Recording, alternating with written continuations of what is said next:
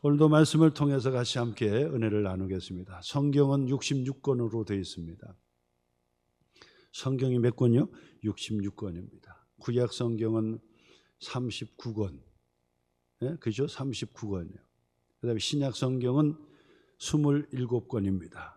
그래서 주일학교 아이들에게 3927, 그래서 39권, 신약은 27권 해서 66권이 성경입니다. 이제 그렇게 아이들에게 가르칩니다. 그래서 누구나 다 성경 66권 알아요. 첫째 책은 창세기의 말씀이고 마지막에는 요한계시록의 말씀입니다. 성경 66권의 주제를 한마디로 하면 무슨 주제를 이야기할 수 있을까라고 한다면 우리는 주저없이 그 말을 합니다. 예수 그리스도의 주제다. 예수 그리스도가 주제다. 그 얘기는 뭐냐면 구약의 39권은 예수님께서 오신다는 하나님의 약속의 말씀과 함께 모든 선지자들과 모든 백성들이 오실 예수 그리스도를 기다리는 내용이 구약의 성경 39권이라고 볼 수가 있습니다. 오실 예수 그리스도를 예언한 책이 구약 성경이다. 이렇게 요약할 수 있어요. 그리고 신약에 와서 복음서, 사복음서는 예수님께서 인간의 몸으로 세상에 오셨다는 기록이에요. 오셔서 30세의 공생애 시작하시면서 3년 동안 공생애의 사역을 예수님께서 친히 담당하셨다는 거예요. 그래서 마을 다니시면서 전도도 하시고 천국의 복음의 말씀을 전파하셨다라고 하는 내용, 사건들을 우리에게 가르쳐주는 말씀이 바로 이 사복음서에 기록이 되어 있습니다. 오신 예수님을 우리에게 가르쳐주는 것입니다. 그리고 나서 예수님은 십자가에 죽으시고 무덤에 장사된 바 되었다가 무덤에서 3일 만에 부활하셨습니다. 그리고 40일 동안 제자들에게 보여주시고 마지막 말씀을 남기신 후에 제자들이 보는 가운데 하늘로 승천하셔서 지금은 하나님의 보좌 우편에 앉아 계신 것입니다. 그러면서 이 신약의 마지막 요한계시록의 말씀까지는 다시 오실 예수 그리스도를 우리에게 가르쳐 주는 것입니다. 다시 오실 예수 그리스도를 재림 예수, 재림이라고 얘기합니다. 다시 오신다는 거예요. 그래서 신약 성경은 다시 오실 예수 그리스도를 우리에게 가르쳐 주시면서 교회 중심으로 믿음 생활 그리고 신앙의 생활 잘하라고 가르쳐 주시는 말씀이 신약의 성경의 말씀이 되는 것입니다. 그리고 요한계시록의 그 말씀은 바로 그 예수 그리스도가 반드시 다시 오신다, 우리를 위하여 다시 오신다 라고 하는 것을 우리에게 명시해 주시면서 그 소망을 단단히 붙잡고 교회 생활, 믿음 생활을 잘하라고 당부해 주시는 요한의 계시록의 말씀이 되는 것입니다. 그러므로 요한계시록의 말씀도 그렇고 신약 성경도 신약 성경의 말씀도 그렇고 구약의 성경, 그래서 도합 성경 66권 전체 말씀은 바로 예수 그리스도가 주제가 되는 거예요. 예수 그리스도로 시작해서 예수 그리스도로 마치게 되는 것입니다. 그러므로 누구나 다 교회 중심으로 신앙생활을 하시는 분들은 예수님이 나의 주인이 되시고 나의 하나님이 되십니다라고 영접을 하면 죄 용서받고 하나님의 자녀가 됩니다. 하나님의 자녀가 되는 비결은 그렇게 어렵지가 않습니다. 그러나 모르는 자에게는 한도 끝도 없이 어렵게 느껴지는 것이 바로 그것입니다. 그런데 아는 자들에게는 하나님의 자녀가 어떻게 됩니까? 구원을 어떻게 받을 수 있습니까? 생명을 얻되 영생을 얻고 천국을 어떻게 소유합니까?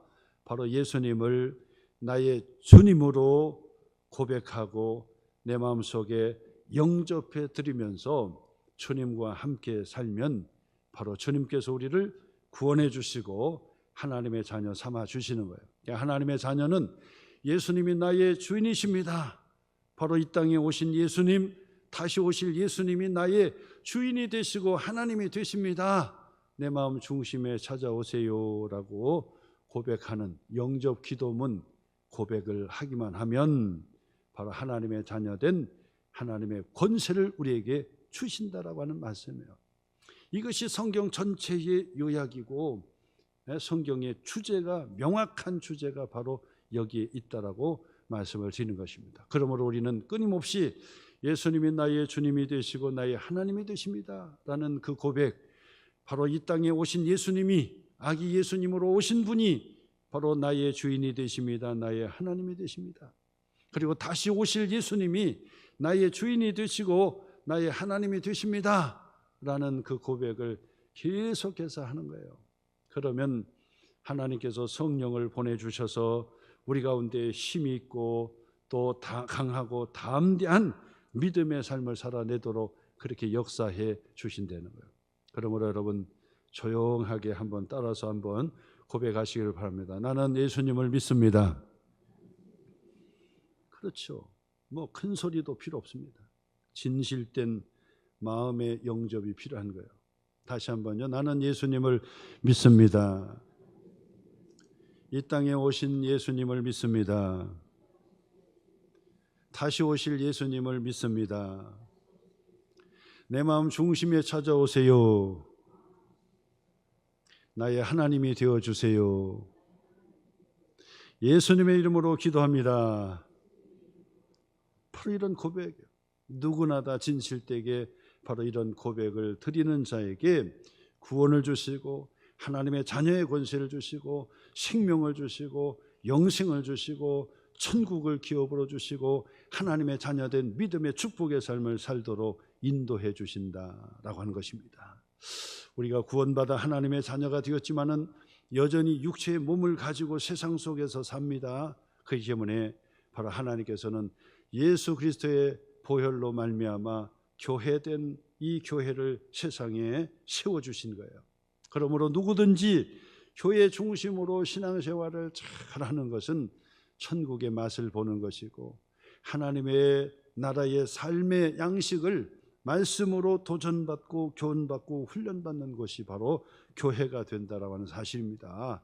그러므로 여러분 한 해 동안도 여러분 믿음의 축복의 삶을 잘 살아냈지만은 그러나 이제 마지막 이제 12월 한 달의 마무리를 또 신앙으로 믿음으로 잘 생활을 하시고 그리고 새해를 아주 희망차게 힘차게 함께 맞이하는 그런 축복의 시간들이 되었으면 좋겠다 생각합니다. 세상의 사람들은 이제 망년에다 해가지고 자꾸 모임을 갖지요. 그래서 이제 지난 세월을 우리가 잊어버리고 새해를 맞이하자 하면서 모여가지고 또 마시기도 하고 교제하고 그러는데 다 소용이 없습니다. 그렇게 한다고 해서 잊어지고 맞이하는 것이 아닙니다. 우리는 예배 중심으로 예배를 잘 드림으로 우리 하나님께 기쁨이 되는, 그리고 하나님의 소망을 마음속에 다시 새길 수 있는 그런 연말 연시가 될 수 있기를 바랍니다. 그런 의미에서 여러분 마음을 차분하게 먹고 우리가 하나님 앞에 예배 드리면서 하나님께서 우리에게 주시는 하나님의 약속의 그 말씀들을 함께 나누는 그런 축복의 시간이 되시기를 바랍니다. 요한계시록의 말씀 계속해서 제가 말씀을 드립니다. 요한계시록은 바로 기독론이에요. 요한계시록의 말씀은 예수님의 말씀이에요. 요한계시록의 말씀은 오신 예수 그리스도, 우리를 위하여 십자가에 죽으시고 무덤에 장사된 바 되었다가 3일 만에 부활하신 그 예수님께서 40일 동안 제자들과 함께 계시다가 하늘로 승천하여 하나님 보좌 우편에 앉아 계시고 이제는 다시 오실 예수 그리스도를 우리에게 약속해 주시고 확신시켜 주시는 말씀이 바로 요한계시록의 말씀이 되는 거예요. 그러므로 요한계시록의 그 말씀은 믿음 생활 잘하고 교회 중심의 신앙생활 잘하려고 하는 사람들에게 무한한 위로의 격려의 말씀이 요한계시록의 말씀이 된다는 거예요. 그뿐 아니라 복된 말씀이죠. 말씀을 지켜 순종하는 자에게 복을 주시고요. 그리고 주님께서 반드시 다시 오신다는 그 약속을 우리에게 확신시켜 주시는 말씀이 바로 요한계시록의 말씀입니다. 그러므로 주님이 다시 오시는 그날 세상은 다 무너지게 될 것입니다. 세상은 온데간데 없이 다 사라지게 될 것입니다. 그러므로 세상에 집착하지 말고, 세상의 노예로 살지 말고, 세상에 묶여서 살지 말고, 세상 속에서 자랑하지 말고, 세상 속에서 비참하게 느끼지 마시고, 세상은 하나님께서 우리에게 주시는 청지기의 직분으로 세상을 우리에게 주셨어요. 그렇기 때문에 세상에 집착하고 매여가지고 종노릇하면서 세상을 뒤쫓아가는 어리석은 자가 되지 아니하고, 세상 속에서 우리가 육체를 가지고 살기 때문에 고난도 있고 힘든 일이 있고, 그리고 세상에 일을 하면서 살아가는 삶이 있지만은 그래도 천국을 소망하라고 가르쳐 주시는 말씀이 바로 요한계시록의 말씀이 된다라고 하는 거예요. 그러므로 요한계시록의 말씀을 순차적으로 강해적으로 여러분들이 말씀을 들으면서 바로 다시 오실 예수님을 붙들고 슬기로운 다섯 처녀처럼 바로 천국을 소망하고, 그리고 이 땅에서 할 준비하는 거예요. 무엇을 준비합니까? 더디 오시는 바로 이 신랑을 맞이하는 슬기로운 다섯 처녀처럼 등불을 준비하시고, 그 다음에 그 등불에 기름이 떨어지지 않도록 기름을 많이 준비하는 거예요. 그러면서 주님이 오실 날을 준비하는 그런 신부들처럼 그렇게 슬기롭게 신앙생활을 잘하라고 가르쳐주는 말씀이 바로 요한계시록의 그 말씀이에요. 그러므로 요한계시록의 그 말씀을 우리에게 겁을 주려고 하는 것이 아니라 우리에게 재산을 뺏어가려고 하는 악한 의도의 그런 거짓된 그런 이단들의 전유물로 요한계시록을 이용하게 두어서는 안 된다, 그 말이에요. 우리가 정통신앙 좋은 교회를 통해서 우리가 신앙생활을 하는 우리들이기 때문에 눈을 뜨고 요한계시록의 말씀을 잘 소화해서 그 말씀을 통해서 위로도 받고 소망도 붙들고 믿음을 굳건히 붙들고, 그러면서 함께 믿음 생활을, 정말 풍성한 믿음 생활을 해내야 되겠다라고 하는 거예요. 그것이 바로 요한계시록을 주시는 목적이 돼요. 그래서 요한계시록을 통해서 겁을 먹는다든지, 요한계시록의 말씀을 통해서 두려워한다든지, 요한계시록의 말씀을 통해서 우리가 다른 길로 가면 안 된다 그 말. 교회 중심의 신앙생활을 잘하고 위로받고 풍성한 하나님의 축복의 삶으로 늘 기쁨을 선택하고 감사를 선택하고, 나는 예수 그리스도 안에서 나는 행복하다.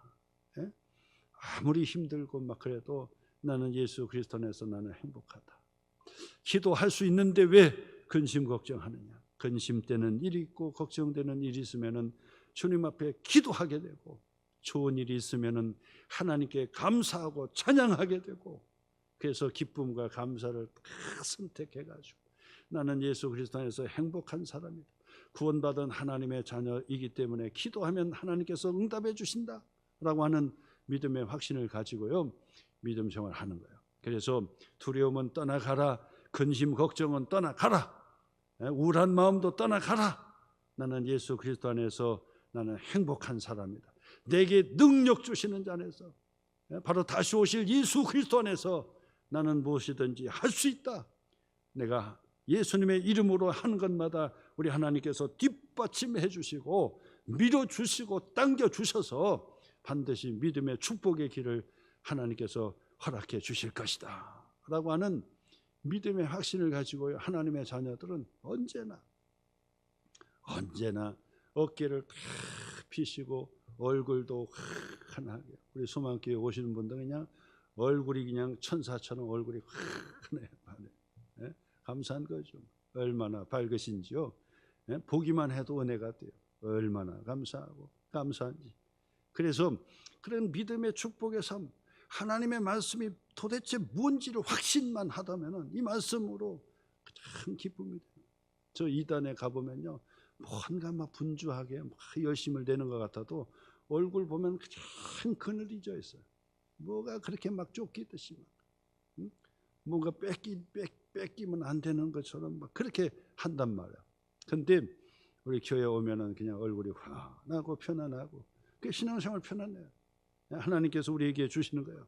힘든 일이 있지요. 어려운 일이 왜 없습니까? 그러나 그 한 가지 한 가지 붙들고 하나님 앞에 기도하기 시작하는, 하나님께 기도해서 응답 받고 문제 해결 받으면서, 그러면서 주와 함께 신앙생활 하는 것입니다. 그것이 바로 요한계시록 우리에게 주시는 말씀인데, 보세요. 얼마나 위로의 말씀이 되는지 보세요.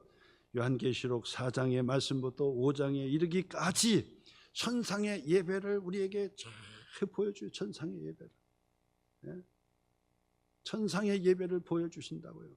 하늘 문이 활짝 열리고 사도 요한은 성령의 감동을 받아가지고 반모섬에 갇혀 있는 신세, 반모섬에 갇혀 있는 신세였는데 영적으로 성령에 감동되어 하늘이 열린 것을 보았단 말이에요. 눈이 열리고 귀가 열려졌어요. 그래서 음성이 들리기 시작했어요. 올라오라고 하는 음성을 들었어요. 그리고 나서 그 눈을 열어서 보니까 하늘에 문이 열리는데 천상의 그 예배의 광경이 확 펼쳐지는 거예요. 그렇다면 천상의 예배의 광경을 보면서 누가 가장 위로를 많이 받았겠습니까? 당연히 사도 요한이 1차적으로 가장 위로를 받았지요. 그곳에서 위로를 받은 거예요. 자기의 육체의 몸은 비록 반모섬에 갇혀서 있지만은, 그리고 열악한 환경 속에 예배를 드리고 있지만은, 그러나 천상의 예배가 동시에 이루어지고 그 천상에서 바로 이 보좌에 앉으신 성부 하나님께서 우리의 예배를 흠양하여 주시고 그 예배를 기뻐 받아주신다는 그 광경을 확신하게 되니까 1차적으로 사도 요한이 은혜를 받고 위로를 받게 됩니다. 위로를 받게 됩니다. 그리고 나서 이것을 기록해 가지고 초대교회에 편지를 썼잖아요. 이 기록을 읽어보면서 초대교회 성도들이 위로를 받아. 천상의 예배에 우리가 함께하고 있구나. 예배를 그 예배의 광경을 그들이 그 말씀을 통해서 보게 되는 거예요. 위로를 받게 되는 거예요. 오늘 이 시대에도 마찬가지로 요한계시록 4장과 5장의 말씀을 강의를 들으면서 여러분들에게 또 그 천상의 그 예배, 사실 사도 요한이 표현했던, 보좌에 표현했던 거 보세요. 벽옥 같고 홍보석 같고, 그리고 무지개가 보좌에 둘려 있는데 녹보석 같고 막 그 얘기하는데, 이거는 하나님의 천상의 예배에 그 황홀했던 그 광경에 턱도 없습니다. 사실은요. 인간의 볼 수 있는 최고의 화려했던 것으로 보석으로 말해주는 것뿐이지 어떻게 그 천상의 예배를 이 정도로 볼 수 있습니까? 턱도 없는 겁니다. 아마도 사도 요한 같은 경우는 그 광경에 막 정신이 없었을 겁니다. 근데 그것을 소개해주고 기록해줘야 되기 때문에 기록한다는 것이 벽옥과 홍보석과 녹보석이라고 하는 그런 보석으로 이야기할 것이지 그것이 아니다 그 말이에요. 그 이상의 아름다운 그 광경이 펼쳐졌다라고 하는 사실이죠. 얼마나 감사합니까? 24 장로 누군지 여러분 거기다가 얘기할 필요도 없어요. 해석할 필요도 없어요. 내 생물이 그 하나님 보좌 둘레에 있었어요. 그 다음에 바다가 그 안에 펼쳐졌어요. 그뿐만 아니라 천군 천사의 나팔 소리와 함께 이 천사들이 천천만만의 천사들이 성가 대원이 되어가지고 막 울려 퍼지는 거룩하다 거룩하다 거룩하다 울려 퍼지는 그 찬양의 그 광경들을 상상해 보세요. 상상이 안 갑니다. 상상이 안 가. 바로 그 아름다운 천상의 그 예배의 광경을 우리에게 다 보여주면서 위로해 주시는 거예요. 그 천상의 예배가 반드시 회복이 되는 때가 온다. 그러므로 지금 우리가 지상에서 드려지는 부족하고 열악한 그 환경의 그 예배에 투덜대지 말고 예배의 중요한 것을, 중요성을 가지고 그 마음과 뜻과 정성을 다하고 바로 성령에 감동되어서 영과 진리로 하나님 앞에 예배를 드리라고 하는 것을 우리에게 가르쳐주는 말씀이 아닙니까? 예? 그 광경을 통해서 우리에게 위로해 주시고 예배를 소중하게 여기라고 가르쳐주는 말씀으로 계속 이어진다 그 말이에요. 자, 그런데 5장에 가가지고는 특별한 한 사건이 벌어지게 돼요. 한 사건이 무슨 사건이냐면 그 예배의 광경을 막 너무나도 기쁘게 그 광경을 다 바라봤던 사도 바울이요, 사도 요한이요, 갑자기 땅에 엎드려 가지고 크게 울기 시작했다라고 하는 사실이에요. 무슨 일일까요? 천상의 예배가 펼쳐지는데, 그리고 그 천상의 예배를 우리에게 가르쳐주고 보여주고 있는데 갑자기 그 사도 요한은요, 그 천상의 예배의 그 광경 속에서 그 사도 요한이요 무릎을 꿇고 땅에 엎드려 크게 울기 시작했다라고 하는 거예요. 이것이 중요한 거예요. 이것이. 왜 울었을까?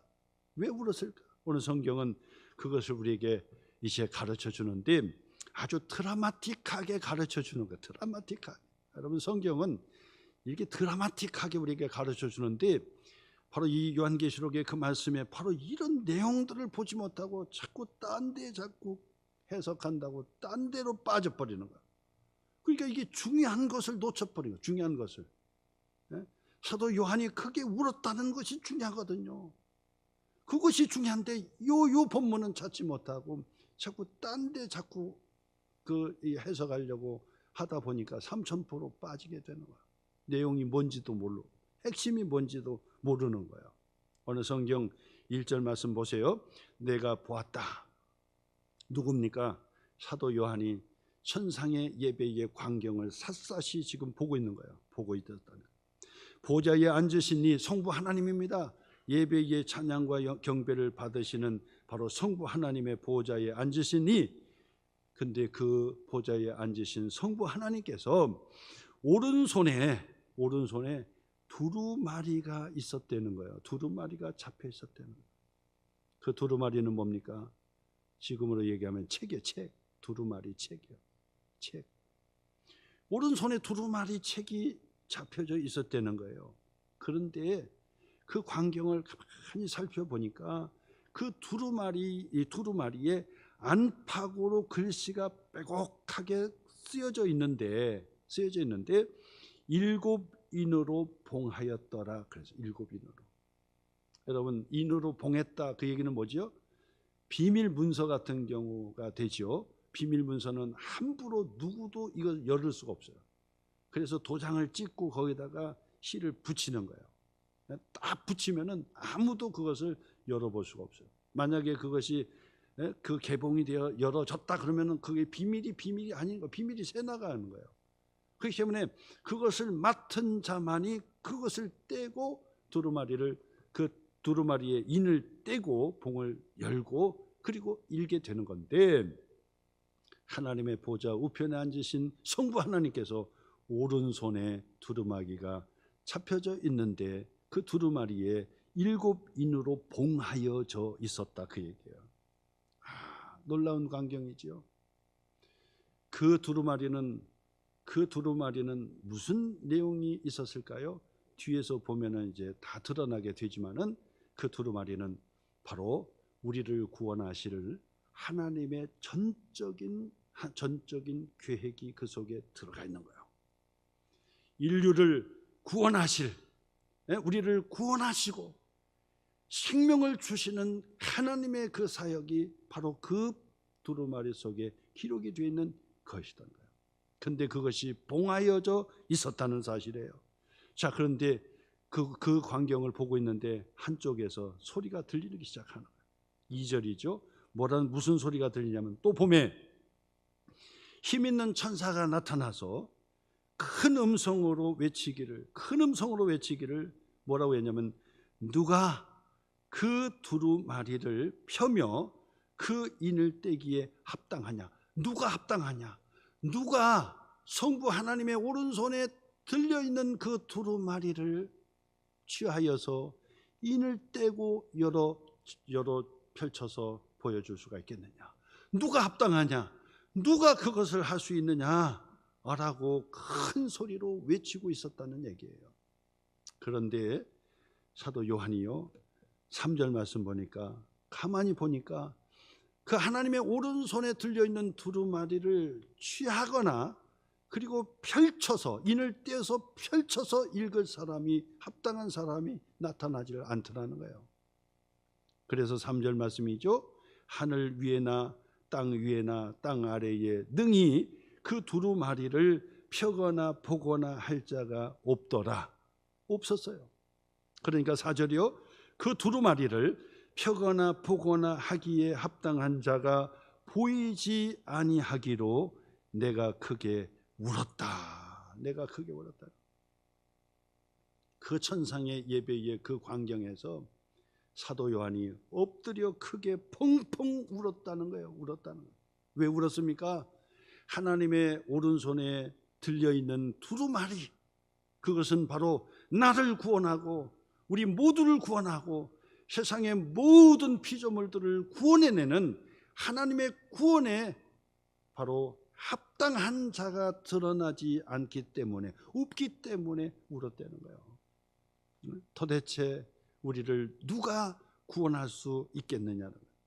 이것은요 바로 성경이 우리에게 드라마틱하게, 아주 드라마틱하게 순차적으로 그것을 우리에게 가르쳐주는 그 말씀이 되는 거예요. 구원에 대한 하나님의 순차적인 그런 약속의 그 말씀을 우리에게 가르쳐주는 말씀인데, 사도 요한이 엎드려서 펑펑 울어서 우리를 구원할 자가 누구냐, 우리에게 생명을 주실 자가 누구냐, 우리에게 죄 용서를 베풀어 줄 자가 누구냐, 나를 구원해 줄 자가 누구냐, 나를 하나님의 자녀 삼아 줄 자가 누구냐.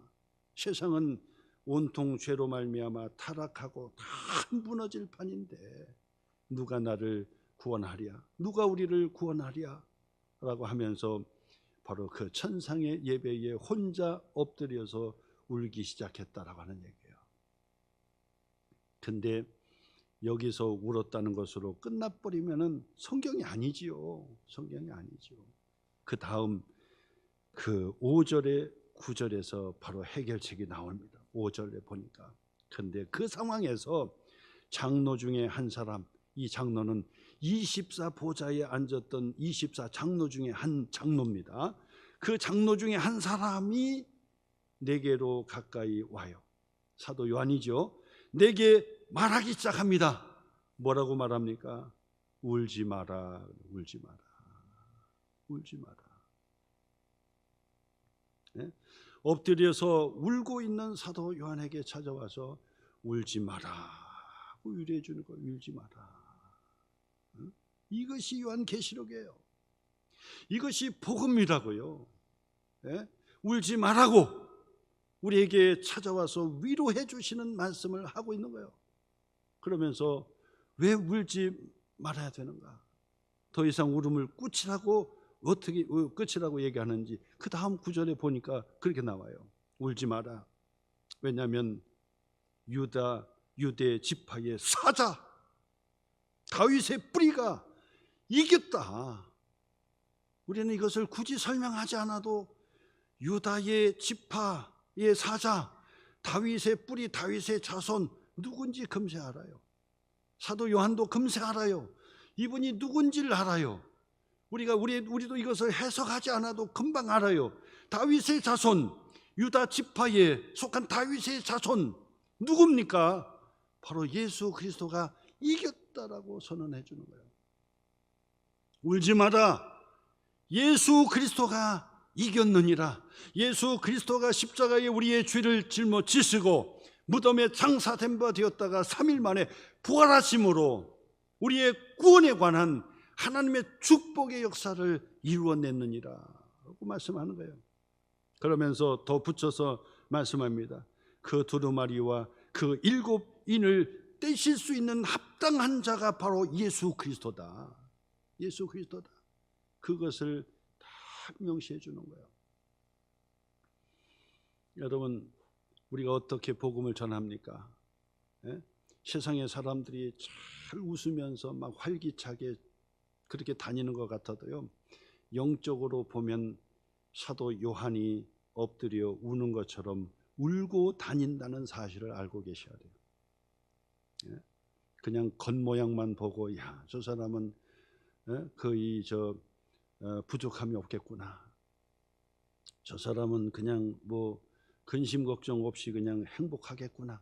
여러분 착각하지 마시길 바랍니다. 그냥 교회 다니지도 않고 그냥 세상에서 사는 사람들은요, 그냥 그것을 잊어버리려고 생각 안 하려고 그냥 기쁘게 웃으면서 그렇게 다니지 사실은 우는 거예요. 사도 요한이 울었던 것처럼 하나님의 보좌에 앉으신 이의 오른손에 들려있던 두루마리를 취하여서 인을 떼기에 합당하지 않은 사람, 합당한 사람이 보이지 않기 때문에 울었던 것처럼 그들이 그 세상에서 떵떵거리고 사는 것처럼 보이지만은 우는 거예요. 나를 구원할 자가 누군가? 나의 죄 문제를 해결할 자가 누군가? 나를 궁극적으로 생명을 주실 자가 누군가? 내가 어떻게 생명을 얻을까? 내가 어떻게 구원을 얻을까? 사실 우는 거예요.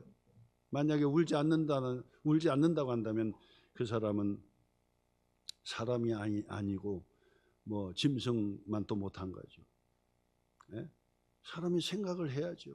울어야 되는 거예요. 울어야 정상인 거예요. 울어야 정상이죠. 그냥 밥만 먹고 그냥 부자로 그냥 할 짓 하면서 다 산다고 행복입니까 그게? 그렇잖아요. 사랑하는 사람이 지금 아파가고 사랑하는 사람이 죽어서 무덤에 장사되고 그러는데 그냥 행복하게 살아요? 생각 없이 사는 거죠. 울어야 되는 거예요. 영적으로 울어야 되는 거예요. 도대체 이게 무슨 일인가? 왜 사람은 왜 늙어야 하고 왜 사람은 왜 죽어야 하는가? 궁극적인 영생의 문제가 무엇인가를 고민하지 않으면은 그게 사람이라고 볼 수 있습니까? 울어야 되는 거죠. 그런데 우는 데 있어서 바로 이 장로 한 사람이 옆에서 울지 말라고 말씀하신 것처럼 전도자는 그들에게 향하여 울지 마라.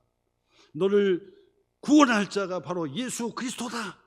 예수 그리스도가 너의 죄를 대신하여 십자가에 죽으심으로 너의 죄를 용서해 주시고 생명을 주시고 하나님의 자녀 삼아 주시고 천국의 생명을 바로 너에게 주시게 될 것이다.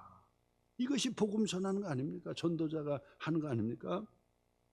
장로가 사도 요한에게 울지 마라, 울지 마라. 이것이 중요한 본문. 여기다가 여러분 표시해 놓으셔야 돼요. 이게 중요한 거예요. 울지 마라. 왜? 예수 그리스도가 이기셨느니라. 예수 그리스도가 나의 죄를 대신하여 십자가에 치셨느니라. 무덤에 장사된 바 되었다가 3일 만에 부활하셨느니라. 바로 예수 그리스도가 나를 위하여 부활하셨느니라. 누구든지 예수 그리스도를 믿는 자는 구원을 얻고 영생을 얻게 되는 것이다. 사도 요한이요, 눈물을 닦고 고개를 들고 그 광경에 쳐다보는 거예요. 그랬더니요 6절 말씀부터 그러잖아요. 내가 또 보니 보좌와 내 생물과 장로들 사이에 한 어린 양이 서 있는데 누군지 아는 거예요. 어린 양이 그 가운데, 그 보좌 가운데 있는데 누군지 아는 거예요. 어린 양이에요, 어린 양. 근데 그 어린 양이 어떻게 돼요? 그 어린 양은 일찍이 죽임을 당한 것 같더라. 그에게 7뿔과 7눈이 있으니 이 눈들은 온 땅에 보내심을 받은 하나님의 7영이더라. 뒤에 해석할 필요 없어요. 그냥 넘어가는 거예요. 굳이 그걸 해석할 필요가 없어요. 근데 어린 양 그러면 그분이 누군지를 알아요. 바로 예수 그리스도입니다. 일찍 죽임을 당한 십자가에 죽으신 바로 예수 그리스도라는 사실을 보게 되는 거예요. 보게 돼. 그렇구나. 바로 이 광경은요 아주 드라마틱하게 성경의 주제이신, 성경의 중심이 되신 예수 그리스도를 우리에게 확증적으로 드라마틱하게 가르쳐주는 본문이 바로 이 본문의 말씀이 되는 거예요. 예수 그리스도를 통해서 나는 죄 용서를 받을 수가 있다. 예수 그리스도를 통해서 구원을 받을 수가 있어요. 예수 그리스도 외에 다른 구원을 우리를 베풀 자가 없어요. 그래서 울었던 거예요. 예수 외에 다른 사람이 없습니다. 우리를 구원해 줄 사람이 없습니다. 예수 그리스도가 나의 죄를 용서해 주십니다. 예수 그리스도가 나를 구원해 주십니다. 예수 그리스도가 하나님의 자녀 삼아 주신다는 거예요. 예수 그리스도가 다시 오셔서 천국을 완성해 주시고 영생의 축복으로 들어가도록 우리를 인도해 주신다라고 성경은 지금 우리에게 가르쳐 주는 거예요. 자, 이 광경이 다 펼쳐지니까 그곳에 내 생물 누군지 해석할 필요 없어요. 피조물들의 대표자들이에요. 24장로 누군지 굳이 얘기할 필요 없어요. 아무튼 지도자예요. 24장로 그리고 내 생물, 그 다음에 천사들, 천천히요 만만의 천사들이요 함께 어우러져서 하나님 앞에 예배를 딱 드리는데, 4장에서는 성부 하나님께, 창조 주인 되신 하나님께 찬양과 경배를 딱 드리고, 5장에 가서는 바로 우리를 구원하시기 위하여 어린 양으로 오셔서 일찍 죽임을 당하신 예수 그리스도, 바로 그 예수 그리스도를 향하여, 우리의 구원의 하나님이신 예수 그리스도를 향하여 찬양과 경배를 딱 드리는 장면이 바로 오늘 성경. 뒤에 다 보세요. 9절 말씀 보세요. 그들이 새 노래를 불렀다는 거예요. 새 노래로. 누구를 향한 새 노래입니까? 바로 우리를 구원하신, 바로 성경대로 이 5장의 말씀대로 한다면 하나님의 성부 하나님의 보좌에 앉아 계신 오른손에 두루마리, 우리를 구원해 주실 두루마리, 그 두루마리를 취하여서 7인을 떼시고 우리를 구원해 주실 예수 그리스도, 그 예수 그리스도를 찬양하고 그 예수 그리스도를 높여드리고 영광을 그에게 올려드린다라고 하는 그 광경이 또 펼쳐지게 된다 그 말이에요. 그래서 12절의 말씀에서도 그죠? 큰 음성으로 이르되 죽임을 당하신 어린 양은 능력과 부와 지혜와 힘과 존귀와 영광과 찬송을 받으시기에 합당하도다. 그죠? 13절 중간에서도 그죠? 보좌에 앉으신 이 성부 하나님이죠. 그분에게도 예배, 경배, 찬양을 드리고, 그 다음에 두 번째로 어린 양에게, 예수 그리스도죠. 예수 그리스도에게 찬양과 존귀와 영광과 권능을 세세토록 돌릴지어다 하면서 바로 성부 하나님께, 그리고 성자 예수 그리스도 어린 양 예수 그리스도께 경배하면서 찬양으로 그 영광을 돌리는 천상의 예배의 광경이더라 그 말이에요. 그랬더니 마지막 14절 내 생물이 이르되 아멘 아멘 아멘 하고 그 장로들은 엎드려 하나님 앞에 경배하고 예수 그리스도에게 경배하더라. 이런 광경이에요. 놀랍지 않습니까? 여러분, 예배가 뭡니까? 성부 하나님, 창조 주인 되신 하나님께 찬양과 영광과 존귀를 올려드리는 것이 예배예요. 예배가 뭡니까?